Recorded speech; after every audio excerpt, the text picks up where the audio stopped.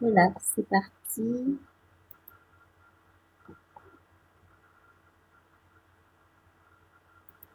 Alors, on va traiter l'exercice 1.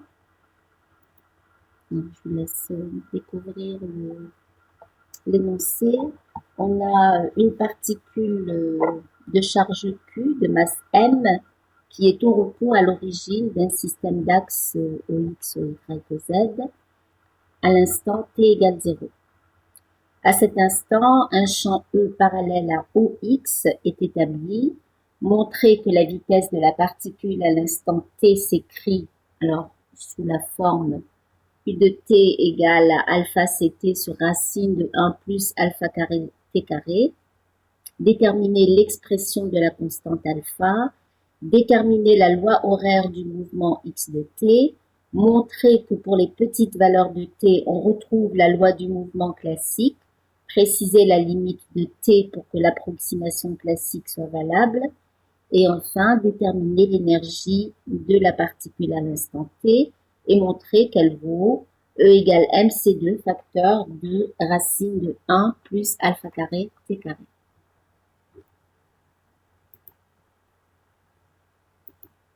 Alors, voilà notre solution. Alors, on a un système d'axes OX, OY, OZ, et à t égale 0, on a un champ qui va exister à partir de l'instant t égale 0 dans ce référentiel, donc à la position x égale 0. Alors, ce qu'on va utiliser aujourd'hui, ça va être principalement ces deux postulats de la dynamique relativiste, c'est-à-dire la définition de l'impulsion, P égale gamma U mu, et F égale à dp sur dt. D'accord, P étant égal à gamma U mu évidemment. Alors, qu'est-ce qu'on a on cherche donc la vitesse, et ce qu'on a comme donnée de départ, c'est qu'on a un champ électrique qui est établi, parallèle à l'axe X, à partir de l'instant t égale 0. Alors, si on connaît le champ électrique, eh bien on peut en déduire la force électrique qui est appliquée sur cette particule qui est chargée. D'accord? Alors, on va écrire donc que F, c'est la dérivée de l'impulsion par rapport au temps, et que, par ailleurs, puisqu'on sait que c'est une force électrique, F égale QE. D'accord? Alors, eh bien, ça va nous permettre d'avoir les composantes de la force. D'accord? Alors, la composante Fx, qui sera égale à dpx sur dt, c'est-à-dire que je décompose ici la force F, eh bien, elle aura pour composante Fx, Fy, Fz, et l'impulsion ayant pour composante Px, Py, Pz, eh bien, je vais avoir une relation entre Fx et Px. Donc, ça sera Fx égale la dérivée de la composante Px par rapport au temps. Alors, je sais que le champ est suivant l'axe OX, donc la force, elle sera suivant l'axe OX, et il n'y aura pas de composante sur dans les autres directions. D'accord? Puisque le champ électrique n'étant que sur la direction OX, il n'y aura pas de composante pour la force, ni sur l'axe Y, ni sur l'axe Z. Donc j'écris ces trois équations-là. Alors ensuite, il ne faut pas perdre de vue notre objectif, c'est qu'on cherche à écrire le vecteur vitesse. Donc ce qu'on va faire, c'est que on va remonter, puisqu'on a des composantes de la force.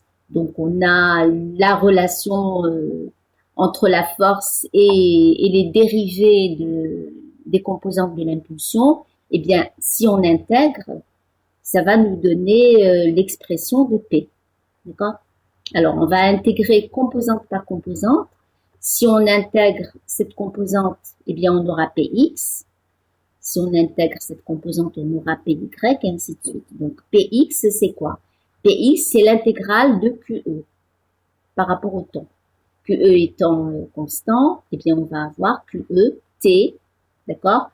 plus éventuellement une valeur initiale de cette composante Px. Donc on va l'appeler P0x, c'est-à-dire la composante Px à l'instant t égale 0. Alors, étant donné qu'on n'a pas de composante Fy, eh bien Py va être, quand on intègre cette composante-là, eh bien on va avoir quelque chose de constant et on va dire que c'est la valeur de cette composante à t égale 0, donc P0y, et la même chose pour Pz. On va dire que c'est la valeur, puisque c'est constant, eh bien on va prendre une valeur particulière qui est la valeur de cette composante à l'instant t égale 0.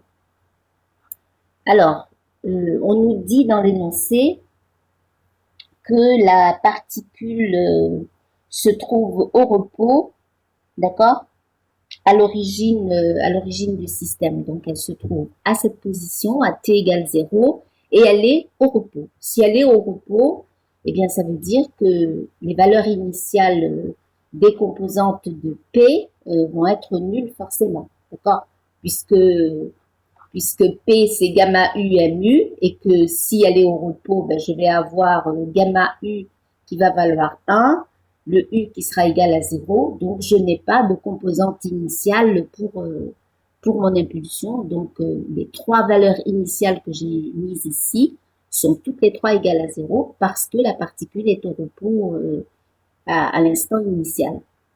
Alors, ça me donne donc, j'aurais écrit mes composantes, Px, ça sera QET, j'ai pas de P0x, Py, ça sera 0 puisque j'ai pas de P0y, et Pz sera égal à 0 aussi. Alors maintenant, ben, j'écris, alors je garde à l'esprit que ce que je cherche, c'est la vitesse.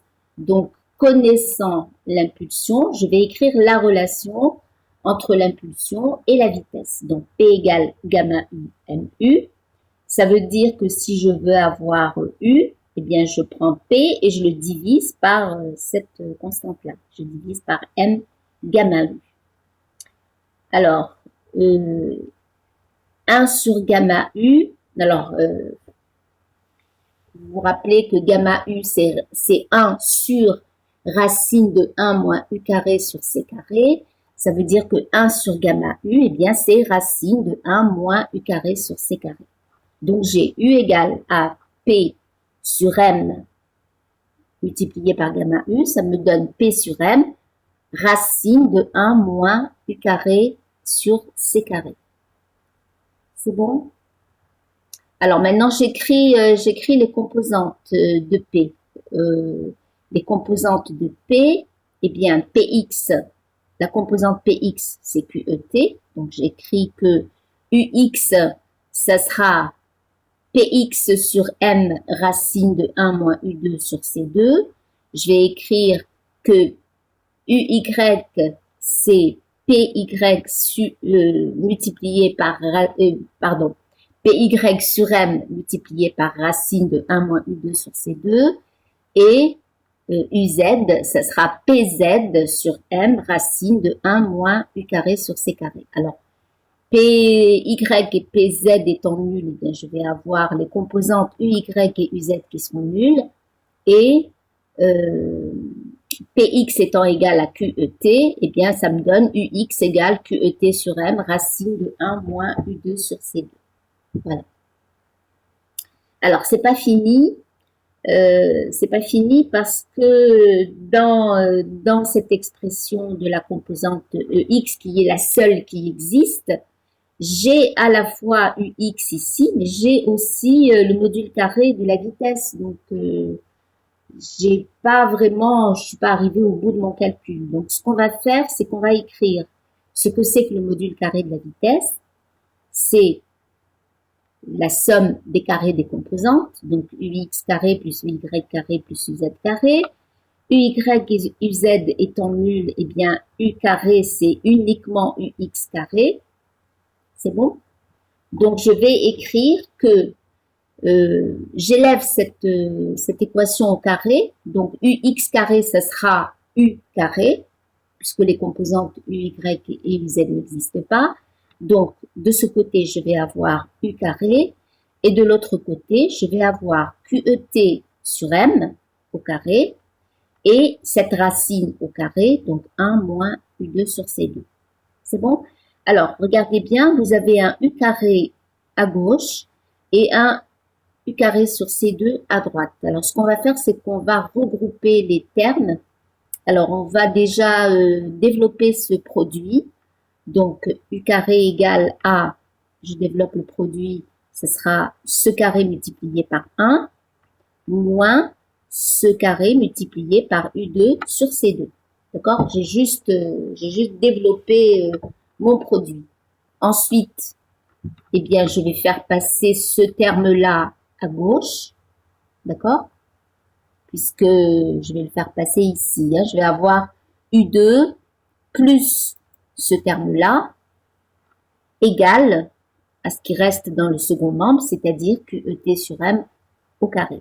Donc, je vais avoir U2 en facteur avec 1, qui vient d'ici, plus QET sur MC au carré, eh bien, c'est le moins QET sur M, le tout au carré multiplié par 1 sur C2, avec ce signe moins, quand je l'ai fait passer à gauche, il est devenu plus, d'accord? Donc, j'ai U carré qui est en facteur avec ce terme-là, et à droite, il me reste ce terme.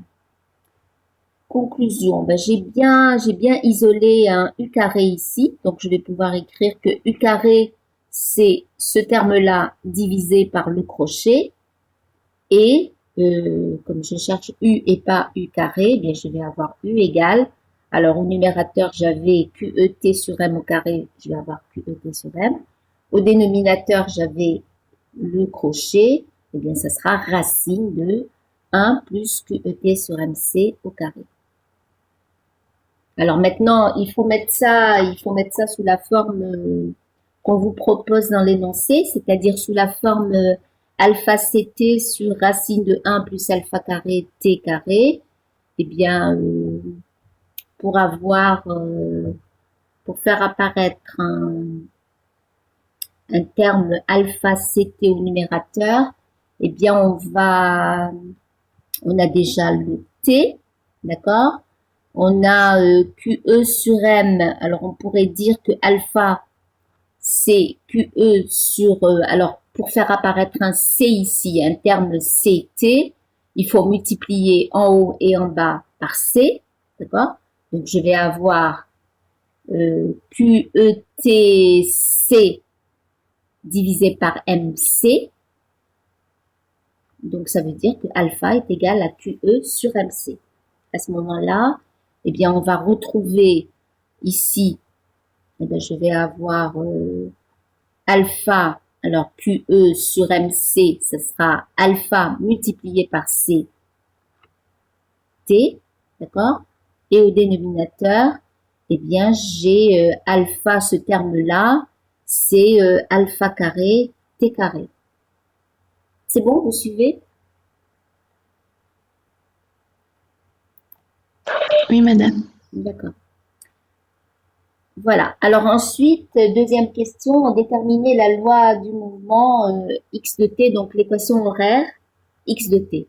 Alors, sachant que la composante de la vitesse ux, c'est dx sur dt, et que c'est la seule composante qui existe, eh bien, on va écrire tout simplement que u, c'est dx sur dt, et pour avoir x, eh bien, on va devoir intégrer u, c'est-à-dire on va intégrer cette expression qu'on vient de trouver.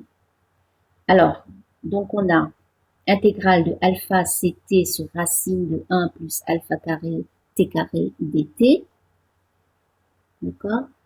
Alors, on va essayer de mettre ça sous une forme qui nous permette de faire un changement de variable qui nous donne une intégrale facile à calculer. Donc, j'ai sorti le C et j'ai laissé alpha t dt sur racine de 1 plus alpha carré t carré. Alors, le changement de variable qu'on peut faire, c'est de dire que ce qui est sous le radical, c'est la nouvelle variable. On va l'appeler z. D'accord? Donc, z, c'est 1 plus alpha carré t carré. Alors, on va calculer la différentielle de z. Alors, la différentielle de z, La différentielle de 1, c'est 0. La différentielle de alpha carré t carré, c'est 2 fois alpha carré t, dt. D'accord? Donc, dz, c'est 2 fois alpha carré t dt. D'accord? Je garde le alpha 2, qui est une constante, et je cherche la différentielle de t carré. La différentielle de t carré, c'est 2t dt. C'est bon? Alors,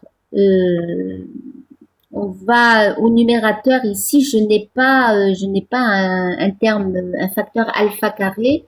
J'ai un facteur alpha t dt. Alors, on va écrire ce que c'est que alpha t dt par rapport à dz.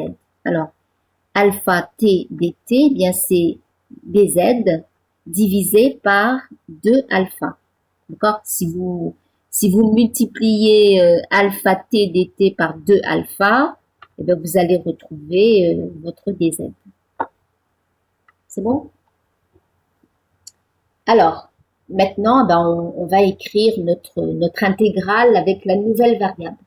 Donc, j'ai ce terme 1 sur 2 alpha que je sors, que je mets avec le c. Donc, je vais avoir x égale c sur 2 alpha, intégrale 2. Alors, intégrale de alpha t dt sur 2 alpha, on a dit que c'était... pardon. Alpha t dt, on a dit que c'était dz sur 2 alpha. Donc, le 2 alpha, on l'a déjà sorti. Et je vais avoir dz. Au dénominateur, je vais avoir racine de z.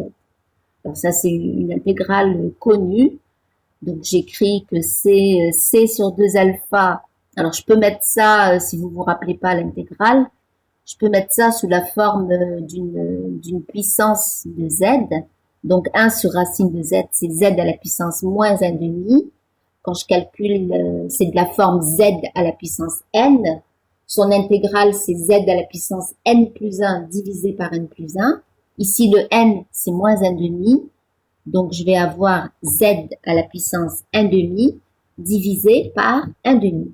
Or, on a un facteur 2, ça veut dire que le 1 demi va partir avec le 2.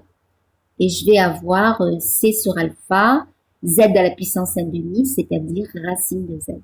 Alors, évidemment, comme j'ai pas mis de borne à mon intégrale, j'ai une constante d'intégration qu'il va falloir calculer. Alors, j'écris donc que x, je remets ma variable provisoire grand Z, je remets ce que ça représente en fonction de t. Donc, je vais avoir x égale à c sur alpha, racine de 1 plus alpha carré, t carré, plus la constante d'intégration. Alors, pour avoir cette constante d'intégration, j'ai besoin d'une position pour laquelle je connais, j'ai besoin d'un instant pour lequel je connais la position. Alors, cet instant, c'est lequel? Eh bien, c'est l'instant t égale 0 parce que on nous dit que la particule est au repos à l'origine d'un système d'axes OX, OY, OZ à l'instant t égale 0. D'accord?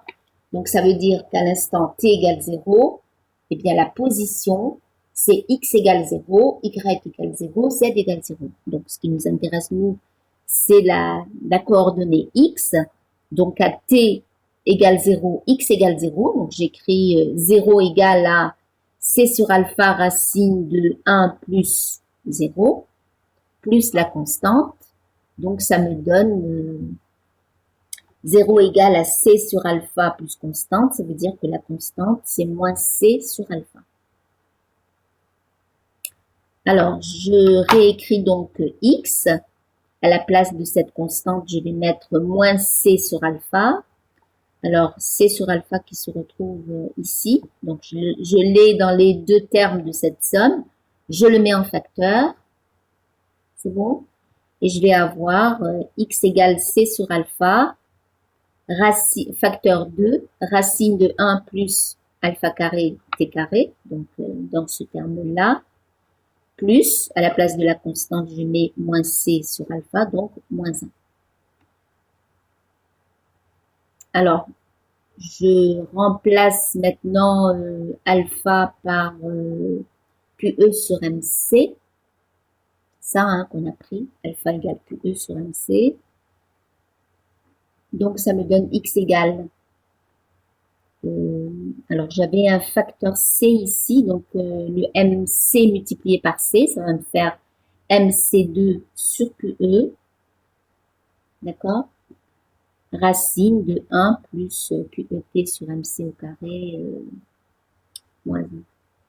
Voilà l'expression de X en fonction du temps. Donc, l'équation horaire. Alors, ensuite, on vous demande de déterminer, montrer que pour les petites valeurs de t, on retrouve la loi du mouvement classique, préciser la limite de t pour que l'approximation classique soit valable. Alors, l'approximation classique, alors déjà pour t petit, si t est petit, eh bien cette expression qui est de la forme racine de 1 plus, on va dire plus x, d'accord? Eh bien, si t est petit, ça veut dire que la quantité x est petite, je peux faire l'approximation que cette racine est pratiquement égale à 1 plus 1 demi de x, d'accord? X étant égal à QET sur MC au carré. Donc, cette racine, je vais la remplacer par 1 plus 1 demi de QET sur MC au carré. Donc, x, son approximation, sa valeur approchée, c'est pas sa valeur exacte c'est tout ça, mais sa valeur approchée quand t est très petit, eh bien ça va être, alors je remplace la racine par 1 plus 1 demi de QET sur MC au carré, et j'ai le terme moins 1, alors vous voyez que j'ai le terme moins 1 qui va partir avec le 1, et je vais avoir x égale 1 demi de QET sur M, T carré. Alors, vous reconnaissez ici l'équation du mouvement dans le cas classique. Hein. On écrit que l'accélération, c'est la force sur la masse, donc c'est QE sur M. Et je vais avoir x égale à 1 demi de a t carré, c'est-à-dire 1 demi de QE sur M t carré. Donc, on retrouve vraiment l'équation horaire du cas classique quand on a un champ électrique qui s'exerce sur la charge. Alors maintenant, on vous demande quelles sont les valeurs de t pour lesquelles cette approximation est valable. Alors, pour que l'approximation soit valable, il faut que la vitesse classique soit proche de la vitesse relativiste. Alors, on va comparer les deux expressions. Alors, dans le cas classique, on vient de voir ça, l'accélération c'est QE sur M, ça veut dire que la vitesse c'est QET sur M. Et ce qu'on a trouvé dans le cas relativiste, c'est que j'ai QET sur M sur racine de 1 plus QET sur MC au carré. Donc, pour que les deux expressions de la vitesse dans le cas classique et dans le cas relativiste se rejoignent, eh bien, il faut que dans le cas classique, on avait trouvé que c'était juste QET sur M. Eh bien, ça veut dire quoi? Ça veut dire que au dénominateur, je dois avoir cette expression qui doit tendre vers 1. Alors, pour que ce soit le cas, eh bien, il faudrait que cette quantité-là soit très petite devant 1. D'accord? Pour que je puisse dire que la vitesse dans le cas relativiste, ce soit égal à QET sur M, eh bien, il faut que cette quantité-là soit très petite devant 1. Alors, si je fais passer toute cette constante à droite de cette inégalité, eh bien, je vais avoir MC qui passe au numérateur et QE qui passe au dénominateur. Donc, ça veut dire que T doit être très petit devant la quantité MC sur QE. C'est ça la condition pour pouvoir dire que T est suffisamment petit pour qu'on puisse faire l'approximation de que les deux cas se rejoignent, que le cas relativiste rejoigne le cas classique. Voilà. Alors, dernière question, déterminer l'énergie. Alors l'énergie, vous avez vu ça en cours, l'énergie d'une particule de masse m, eh bien c'est gamma u mc carré. Alors gamma u étant égal à 1 sur racine de 1 moins u carré sur C2. Alors u étant égal à alpha ct, on veut écrire ça en fonction de alpha. Hein. Alors U, on a trouvé que c'était alpha ct sur racine de 1 plus alpha carré t carré. Donc, je remplace. J'ai besoin d'un U carré ici. D'accord? Donc, je vais écrire que U carré, c'est alpha carré c carré t carré sur 1 plus alpha carré t carré. Et ensuite, eh bien, j'ai besoin de 1 moins U carré sur C carré. Donc, ça sera, j'aurai le C carré ici qui va se simplifier avec le C carré du dénominateur. Donc, j'aurai 1 moins alpha carré T carré sur 1 plus alpha carré T carré. Alors, je réduis au même dénominateur. Au numérateur, je vais avoir 1 plus alpha carré T carré moins alpha carré T carré, c'est-à-dire qu'il me restera juste le 1. C'est bon? Donc 1 sur 1 plus alpha carré T carré. C'est bon? Alors ça, c'est 1 moins U2 sur C2. Alors je cherche la racine de 1 moins U2 sur C2. D'accord? Donc ça sera 1 sur racine de 1 plus alpha de T2, mais il ne faut pas oublier que ce terme-là est au dénominateur et pas au numérateur. Donc j'ai E égale à MC2 multiplié par racine de 1 plus alpha carré T carré. Est-ce que c'est bon?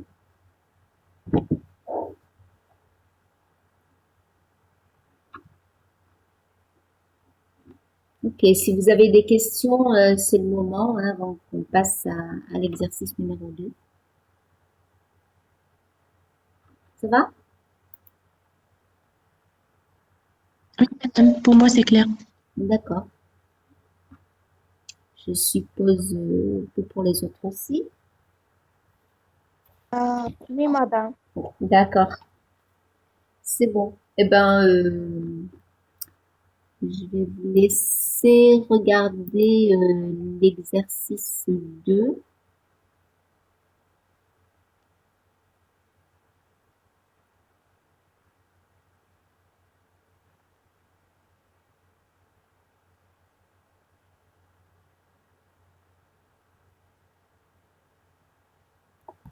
Alors, c'est un retour sur l'effet Doppler. Hein. Alors, on a un atome de masse m et de vitesse v qui émet un photon dans une direction faisant un angle θ avec la direction OX. Donc, le photon, voici sa direction et voici l'angle θ. On désigne par PI et PF les quadrivecteurs impulsion de l'atome avant et après l'émission du photon. Alors, PP représente le quadrivecteur impulsion du photon.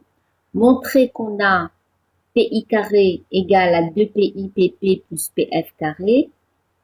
Pour V égale 0, la fréquence du photon émis est oméga 0. Calculer la fréquence pour une vitesse V quelconque et un angle d'émission θ. Alors, on cherche un oméga ici. Hein. On parle de fréquence, en réalité, c'est la pulsation.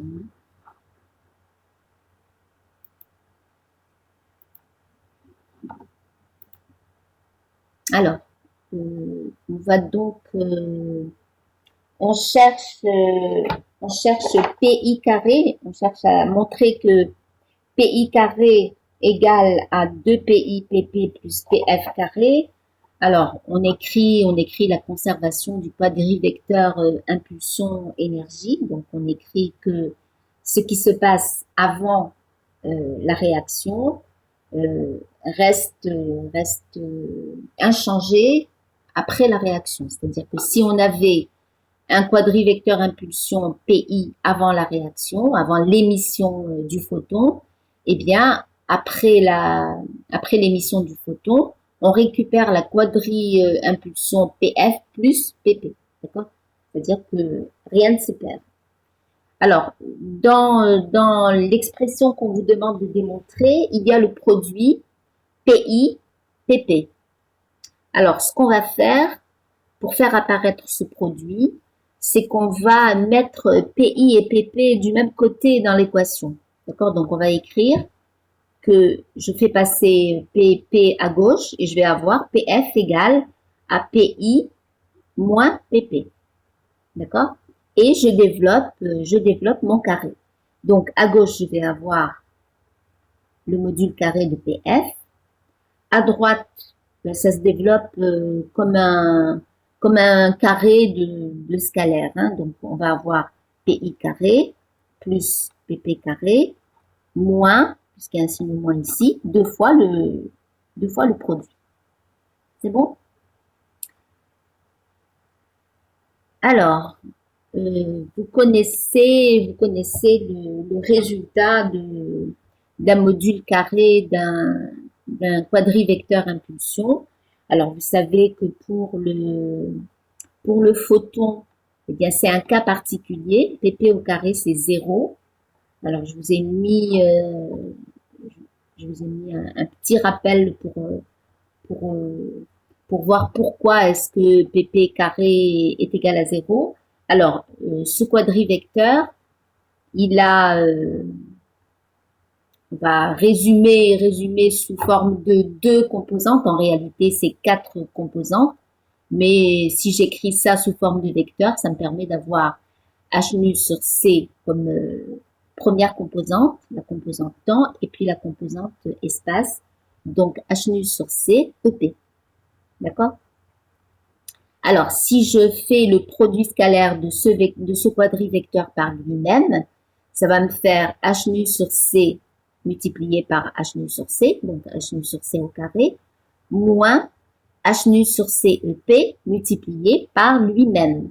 Or, ce vecteur multiplié par lui-même, ça me donne h nu sur c au carré multiplié par le produit scalaire EP par lui-même. Or, EP étant un vecteur unitaire qui n'est là que pour me montrer la direction du photon, eh bien, le produit d'un vecteur unitaire, un produit scalaire d'un vecteur unitaire par lui-même, vous avez déjà vu ça, c'est 1. D'accord? Parce que c'est le module de EP multiplié par le module de EP multiplié par le cosinus de l'angle qu'il y a entre les deux vecteurs, c'est-à-dire 0. Donc, je vais avoir module de EP, c'est 1. Module de EP, c'est 1. Le cosinus de 0, c'est 1. Donc, ce produit scalaire est égal à 1. Conclusion, eh bien, j'ai ce terme-là, h nu sur c au carré, moins h nu sur c au carré. Donc, j'ai bien le module carré du vecteur PP qui est égal à 0. Alors maintenant, qu'est-ce que ça implique? Eh bien, ça implique que dans le développement de ce carré, eh bien, ce terme-là disparaît et je vais avoir uniquement PF carré égale à PI carré moins 2 PI PP. D'accord? Alors, on va remettre ça sous la forme qui est demandée dans l'énoncé, c'est-à-dire PI carré en fonction du reste. Donc, je fais passer je fais passer ce terme-là, alors pardon, je suis là, je fais passer ce terme-là à gauche, et j'ai PI carré égale PF carré plus 2 PIPP. Voilà. Alors, deuxième question. Alors, calculer la fréquence pour une vitesse quelconque et un angle d'émission θ. Alors, on va développer cette équation en écrivant chacun des termes de cette équation. Alors, premier terme, PI carré. Alors, PI carré, c'est quoi? Eh bien, vous avez déjà vu ça en cours, le module carré du quadrivecteur impulsion, c'est M carré, C carré. Donc ici, PI carré, ça va être MI carré, C carré. Il va y avoir, vous avez bien vu, que la masse de l'atome, à partir du moment où il y a l'émission d'un photon, la masse de l'atome va changer. D'accord? Donc j'ai une masse initiale et une masse après l'émission du photon, une nouvelle masse qu'on appelle masse finale. Donc j'ai PI carré, c'est MI carré, C carré, et PF carré, eh bien c'est cette nouvelle masse, MF carré, C carré. Maintenant, le produit PI, PP, eh bien on va calculer ce produit scalaire. Alors ce produit scalaire, eh bien c'est le produit des deux vecteurs. Alors PI, eh bien j'écris ces deux composantes. Alors gamma V MIC, d'accord, plus gamma V MIV. C'est bon? Puisque vous avez déjà vu que c'était les composantes du vecteur, du quadrivecteur impulsion, c'est gamma U MC et gamma U MU. Ici, notre U, c'est cette vitesse grand V. Hein. Donc, on va avoir gamma V MIC. Je mets l'indice parce que je suis en train de regarder le quadrivecteur impulsion initiale. Donc, gamma V MIC et la deuxième composante, gamma V MIV. Alors, pour le photon, eh ben, on a déjà vu ça tout à l'heure. Les deux composantes, c'est H nu sur C et la deuxième composante, c'est H nu sur C EP. C'est bon? Et je vais faire le produit scalaire. Donc, je multiplie ces deux termes moins le produit de ces deux termes. Donc, j'ai gamma V MIC H nu sur C. Donc, j'ai le C qui va partir. Donc, gamma V MI H nu moins ce produit. Alors, ce produit, c'est quoi? C'est gamma V MI H nu sur C multiplié par le produit scalaire VEP. C'est bon? Alors, il y a des choses qui se retrouvent dans les deux termes. Alors, il y a gamma V MI H nu. Tout ça se retrouve dans ce terme et dans celui-là. Donc, je fais ma mise en facteur et je vais avoir, alors, ici un facteur 1, ici un facteur produit scalaire VEP sur C. D'accord? Alors, qu'est-ce que c'est que ce produit scalaire? Eh bien, c'est le module de V par le module de EP. N'oubliez pas que EP est un vecteur unitaire, multiplié par le cosinus de l'angle qu'il y a entre V et EP. Alors, V, c'est la direction horizontale. EP, c'est cette direction-là. Donc, l'angle qu'il y a entre la direction de V et la direction de EP, c'est cet angle θ. D'accord? Donc, ça veut dire que VEP, le produit scalaire VEP, c'est module de V par module de EP qui vaut 1, par le cosinus de l'angle θ, c'est-à-dire que ce résultat, c'est V cosinus θ. C'est bon? Alors, donc le produit scalaire, c'est V cosinus θ. J'aurais écrit mon PI, mon produit mon produit scalaire des deux quadrivecteurs impulsion, donc PI, PP. C, on a dit que c'était gamma V, MI, H nu, multiplié par le contenu de cette parenthèse. J'ai déjà remplacé mon produit scalaire par V cosinus θ. Donc, ça me donne 1 moins V sur C cosinus θ. Alors, maintenant, je reprends mon équation de tout à l'heure, le résultat de la question 1, et je vais remplacer PI carré par MI carré C carré. Je vais remplacer PF carré par MF carré C carré. Et je vais remplacer PI PP par le résultat que je viens de trouver. D'accord? Bon, eh bien, j'ai donc MI carré C carré égale à MF carré C carré plus 2 fois, donc le double produit, gamma V, MI, H nu, 1 moins V sur C cosinus θ.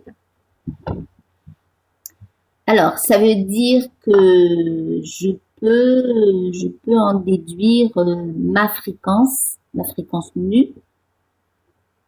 C'est bon, je fais passer ce terme-là à gauche, d'accord? Et je vais pouvoir dire que nu, c'est le membre de gauche divisé par tout ce qui reste une fois que j'ai enlevé nu, c'est-à-dire que je vais avoir MI carré moins MF carré C carré, d'accord? Puisque j'ai fait passer ce terme-là à gauche, donc il devient négatif, divisé par, alors tout ce qui reste quand j'ai enlevé le nu, c'est-à-dire 2 gamma V MIH facteur de 1 moins V sur C cosinus θ. C'est bon? Alors, on ne demande pas nu, on nous demande de oméga. Donc, il faut que j'écrive la relation entre la fréquence et la pulsation. Je sais que la pulsation, c'est 2pi nu. Donc, je vais remplacer nu par oméga sur 2pi. D'accord? C'est-à-dire que si je veux avoir oméga, eh bien, je vais dire que c'est oméga, c'est 2pi nu. Donc, j'écris, je prends cette expression, je la multiplie par 2pi et j'ai la pulsation oméga. Alors, vous remarquerez que vous avez le h, la constante de Planck au dénominateur. Donc, j'ai le facteur h sur 2pi au dénominateur. D'accord? Bien, h sur 2pi, c'est h bar. Donc, je vais enlever ce facteur de pi que je vais regrouper avec le h pour faire h sur 2pi. Et je vais mettre ici, je ne sais pas si vous le voyez bien, c'est un h bar. Donc, j'ai oméga égale à mi carré moins mf carré c carré sur 2 gamma v mi h bar 1 moins v sur c cosinus θ. Alors maintenant, je vais utiliser ce qu'on nous dit dans l'énoncé, c'est que pour v égale 0, la fréquence du photon émis, on l'appelle oméga 0. D'accord? Alors, on va réécrire notre oméga dans le cas où V égale 0. Alors, si V égale 0, déjà, je vais avoir ce terme-là qui va disparaître. Mais il y a autre chose qui ne va plus apparaître dans mon expression, c'est le gamma V. Je vous rappelle que le gamma V, c'est 1 sur racine de 1 moins V carré sur C carré. Donc, si V est égal à 0, eh bien, ça veut dire que gamma V est égal à 1. C'est bon? Donc, mon oméga 0, il vaut quoi? Mon oméga 0, dans la mesure où V est égal à 0, je vais avoir ce terme-là qui va disparaître. Et, puisque V égale 0, gamma V égale 1, je vais avoir ce terme-là qui ne va plus apparaître puisqu'il vaut 1. Conclusion, oméga 0, alors le numérateur ne change pas. Le dénominateur, eh bien, ne va plus contenir ni le gamma V, ni le terme V sur C cosinus θ. Donc, il me restera le 2 MI H bar. Voici le oméga 0, la pulsation du signal la pulsation du photon émis au repos. D'accord? Quand V par l'atome au repos. Alors, je reprends maintenant mon expression de oméga, d'accord? Avec une vitesse qui est différente de 0. Et j'essaye de retrouver dans cette expression de oméga 0 pour pouvoir écrire oméga en fonction de oméga 0. Alors, j'ai mis en bleu ici le oméga 0. Alors, le oméga 0, c'est mi carré moins mf carré c carré au numérateur, d'accord, que je retrouve ici, donc le voilà. Et au dénominateur, j'ai 2mi h bar, donc ici, 2mi h bar, c'est le dénominateur de oméga 0. Donc voilà, j'ai mis en bleu tout ce qui est terme de oméga 0. Donc ça me donne, à la place de tout ce qui est en bleu, je vais mettre oméga 0. Et je réécris tout ce qui est resté hors oméga 0. Je le réécris, donc j'ai rien au numérateur. Et au dénominateur, j'ai gamma V 1 moins V sur C oméga 0, cosinus θ. Alors, vous reconnaissez ici la formule de Doppler, de transformation des pulsations, puisque oméga 0 égale à gamma V oméga 1 moins V sur C cosinus θ. C'est bon? V sur C étant le facteur bêta qu'on a l'habitude de trouver dans notre formule de transformation. C'est bon? On peut passer à l'exercice 3. Alors, je sais pas trop si on pourra le finir, mais bon, on va essayer. Alors, l'exercice 3, le voici. Alors, vous allez voir qu'il vous manque, que dans le PDF qui est sur le Drive, il manque une partie du texte. Hein. Alors, on a deux particules identiques de masse m qui entrent en collision, l'une avec une vitesse u1 parallèle à OX et l'autre avec une vitesse u2 parallèle à l'axe OY. Les deux vitesses sont égales en module, donc on a u1 égale u2 égale u. Les deux particules fusionnent après collision en une particule de masse grand M et de vitesse u3, faisant un angle phi avec l'axe OX. Exprimez la loi de conservation de la quadri-impulsion. Calculez le carré de la quadri-impulsion P3 carré de la particule finale et déduire sa masse grand M en fonction de M. Alors, il y a une erreur dans l'énoncé, c'est en fonction de M et gamma U, mais c'est certainement pas en fonction de C. D'accord? M s'exprime en fonction de petit m et de gamma U. Alors, deuxième question. Alors, en utilisant la loi de conservation de la quadri-impulsion, deuxième question, en utilisant l'équation de conservation de l'impulsion, déterminer l'impulsion P3 et l'angle phi en fonction de P égale P1 égale P2. Alors, cette partie-là manque dans votre énoncé. Hein. Alors, vous avez juste déterminé l'impulsion P3 et l'angle phi en fonction de, et ça s'est arrêté là. Donc, il manquait M et gamma U. Ensuite, la deuxième question, vous l'avez... Oui, en fonction de. Alors, P égale P1 égale P2. Et la question 3, vous ne l'avez pas du tout dans l'énoncé. Donc, calculez U3 en fonction de U. Voilà.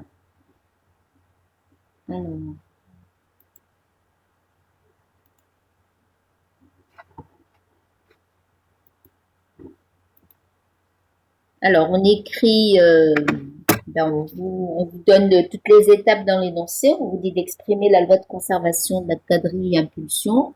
Donc, vous écrivez que il y a conservation de la quadrille impulsion, donc la somme des quadrilles impulsion avant euh, la collision est égale à la somme des quadrilles impulsion après la collision.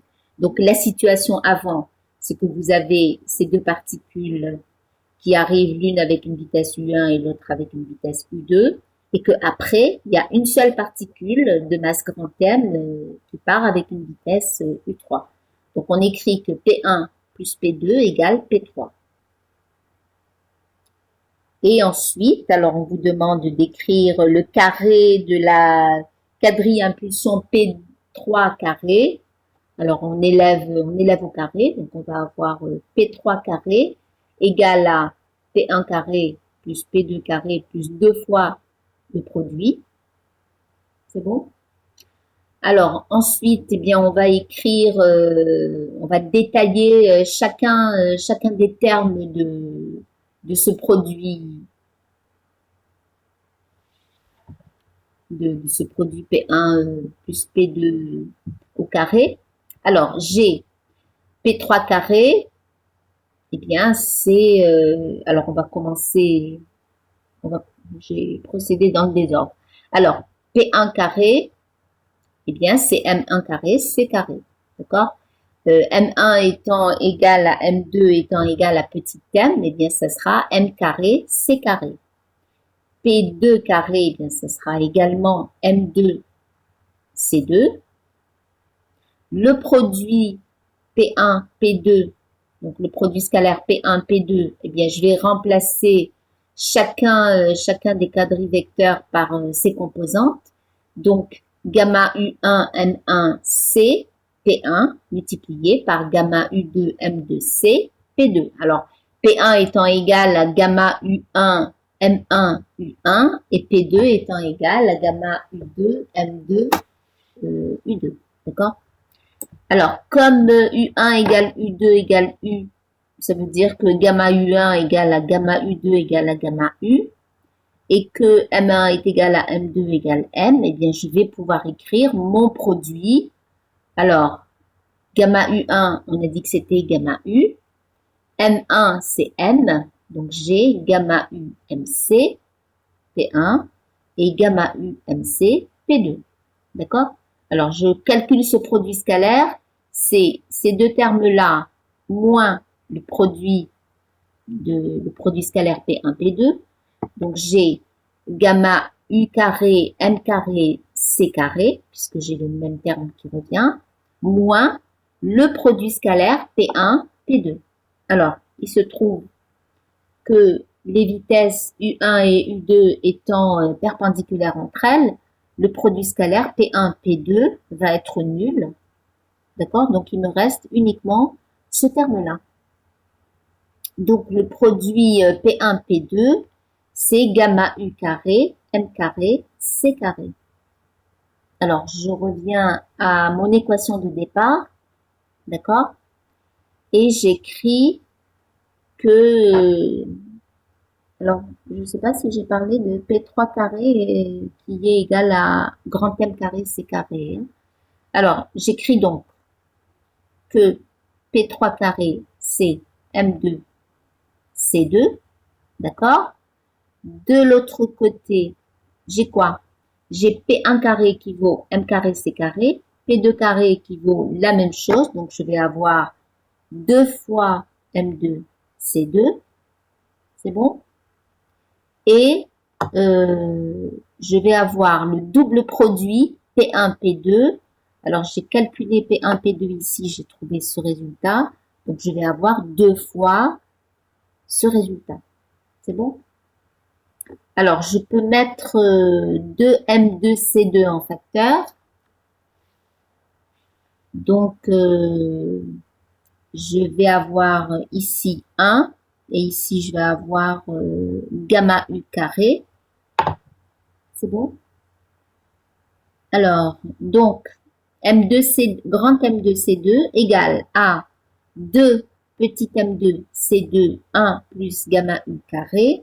Eh bien, ça veut dire que si je simplifie le C carré, j'ai M carré qui est égal à petit m 2 fois petit m carré, facteur de 1 plus gamma U au carré. Ça veut dire que si je veux M, je calcule la racine carrée des deux côtés. Donc, M égale à racine de 2 m carré 1 plus gamma U carré. Alors, le M, je le sors. Le M carré devient racine de M carré, je vais avoir M. Et il me reste tout le reste de cette expression une fois que j'ai enlevé le m racine de 2 facteurs de 1 plus gamma u au carré. Voilà donc la relation entre la masse grand M et la masse petit m. Alors vous voyez bien que m s'exprime en fonction de petit m et de gamma u et en aucun cas de c. Donc c'était une erreur dans l'énoncé. Alors, deuxième question. Ah, et vous avez votre cours de relativité. Bon ben, je vous laisse